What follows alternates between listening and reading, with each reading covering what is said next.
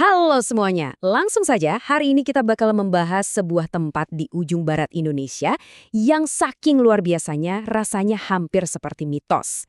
Ini bukan sekedar hutan biasa ya, ini adalah harta karun global yang kemegahannya benar-benar tidak ada tandingannya di muka bumi. Yuk, bersiap untuk perjalanan ke jantung paru-paru dunia ini. Oke, mari kita selami ini. Coba bayangkan, apakah ada satu tempat terakhir di planet ini di mana gajah, harimau, badak, dan orangutan masih hidup berdampingan di habitat yang sama?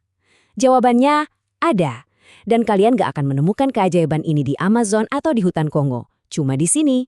Kehadiran 4 megafauna ikonik ini dalam satu harmoni adalah bukti kekuatan alam yang benar-benar luar biasa. Bagian pertama, keajaiban unik ekosistem loser. Nasib dari tempat yang sangat megah dan tak tertandingi ini pada akhirnya akan menentukan masa depan Sumatera dan bahkan dunia. Kita bicara soal skala makronya dulu. 2,6 juta hektar membentang luas dari Aceh sampai Sumatera Utara. Sebagai gambaran, luasan ini jauh lebih besar dari beberapa negara berdaulat di dunia. Ini adalah ekosistem hutan hujan tropis terlengkap yang masih tersisa di Asia Tenggara. Sebuah kanopi hijau raksasa yang masih berdetak dan bernapas sampai detik ini. Nah, yang paling menarik dari sini adalah apa yang ada di baliknya. Di bawah kanopi jutaan hektar itu mengalir lebih dari 200 sungai purba. Ada ribuan spesies tanaman yang bahkan belum sempat diteliti atau diberi nama oleh para ilmuwan. Dan pastinya, kawasan ini memeluk erat Taman Nasional Gunung Leuser yang ikonik. Benar-benar laboratorium alam raksasa yang menyimpan harta karun tersembunyi. Bagian kedua, spons raksasa Menara Air Sumatera. Sekarang kita coba perbesar fokus kita dari skala global ke dampak lokal hidrologisnya. Dan ini memberikan gambaran yang sangat jelas. Bayangkan ekosistem ini bekerja persis seperti spons raksasa. Sistem alaminya sangat jenius. Pepohonan lebat dan tanah yang kaya menyerap miliaran liter air saat hujan turun, menahannya kuat-kuat di akar, lalu melepaskannya pelan-pelan ke sungai. Hasilnya, sungai tetap mengalir jernih sepanjang tahun, bahkan saat musim kemarau yang paling panjang sekalipun. 4 juta orang. Jutaan manusia ini secara langsung sangat bergantung pada air dari Leuser. Kota-kota besar mulai dari Banda Aceh, Lok Semawe, sampai Medan, semuanya mengandalkan urat nadi ini untuk air minum, irigasi pertanian, sampai untuk memutar turbin pembangkit listrik. Kalau Leuser hancur, roda kehidupan jutaan orang ini pasti bakal ikut terhenti. Hubungan sebab akibatnya sangat sederhana, tapi juga brutal. Kalau hutan terjaga, pasokan air kita aman dan stabil. Tapi begitu hutan dihancurkan, kita kehilangan fungsi spons alami tadi. Air hujan bakal langsung memicu banjir bandang yang parah, dan sebaliknya membawa kekeringan ekstrim di musim kemarau. Tragedi deforestasi di Sumatera pada masa lalu sudah jadi bukti nyata dari rentetan bencana ini.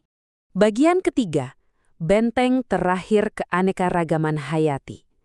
Disinilah situasinya mulai terasa menegangkan. Kita bicara soal surga bagi lebih dari 800 spesies burung dan tanaman super langka seperti bunga rafflesia. Tapi ada ancaman besar mengintai di baliknya. Mari kita mulai hitung mundur yang memilukan ini. Kurang dari 14.000. Itu saja sisa populasi orang utan Sumatera saat ini. Dan yang tragis, 80% dari populasi dunia yang tersisa ini bergantung sepenuhnya pada Leuser untuk bertahan hidup. Tanpa hutan ini, kepunahan mereka di alam liar cuma tinggal menunggu waktu. Angkanya makin mengecil dan urgensinya makin tinggi. Di alam liar, harimau Sumatera yang tersisa nggak sampai 400 ekor. Sebagai predator puncak, mereka nggak bisa bertahan hidup di petak-petak hutan kecil yang terpisah-pisah. Mereka sangat butuh wilayah kekuasaan yang sangat luas dan saling terhubung persis seperti ruang yang ditawarkan oleh kawasan ini. Bayangkan kalau populasi kalian menyusut drastis. Hilang 80% hanya dalam satu generasi. Itulah kenyataan pahit gajah Sumatera saat ini. Leuser sekarang berfungsi sebagai koridor pergerakan kritis yang tersisa, satu-satunya jalur aman buat kawanan raksasa lembut ini untuk bermigrasi, mencari makan, dan bertahan hidup. Dan kita sampai pada angka ini, kurang dari 80. Bukan di satu wilayah ya, tapi di seluruh planet bumi. Badak Sumatera benar-benar berada di ambang batas absolut kepunahan. Ekosistem ini adalah benteng perlindungan paling akhir, tempat di mana sisa-sisa spesies purba ini menyembunyikan diri. Sedikit saja kesalahan, kita akan kehilangan mereka selamanya. Bagian keempat, penyangga iklim skala global. Mari kita beralih dan melihat bagaimana semua ini berdampak pada skala makro, terutama terkait peran kritisnya melawan krisis iklim global. Mekanismenya luar biasa banget. Pohon-pohon purba yang udah ratusan tahun dan lahan gambut yang dalam ini bekerja layaknya brankas raksasa. Mereka terus-menerus menyerap karbon setiap hari. Tapi kalau hutan ini ditebang dan dibakar, boom, brankas itu jebol. Miliaran ton karbon bakal langsung terlepas ke atmosfer sekaligus mempercepat krisis iklim kita ke titik yang paling mengerikan. Jadi, poin krusialnya adalah, seperti yang ditegaskan para ilmuwan iklim, menjaga sisa hutan tropis ini adalah strategi yang paling hemat biaya dan efektif untuk melawan perubahan iklim. Ekosistem Leuser ini adalah aset global yang luar biasa penting, aset pertahanan terbesar umat manusia yang uang sebanyak apapun tidak akan pernah bisa membelinya.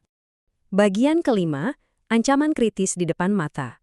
Sekarang, mari kita lihat kekuatan-kekuatan nyata yang terus-menerus mengancam keberlangsungan keajaiban ini setiap harinya. Ini adalah efek domino dari sebuah kehancuran. Semuanya bermula dari permintaan pasar global yang masif, yang kemudian memicu deforestasi liar untuk pembukaan perkebunan kelapa sawit secara besar-besaran, meskipun sudah ada regulasi perlindungan. Ujung-ujungnya, fragmentasi habitat. Ratusan ribu hektar lahan sudah lenyap, memotong jalur hidup satwa-satwa besar menjadi petak-petak mati.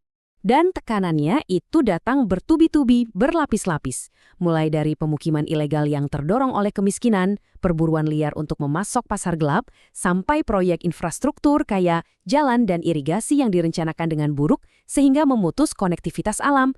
Belum lagi yang paling mengkhawatirkan, kebijakan ekonomi jangka pendek yang seringkali mengorbankan perlindungan jangka panjang. Bagian keenam, waktu bertindak adalah sekarang. Disinilah peran kita semua menjadi penentu utama.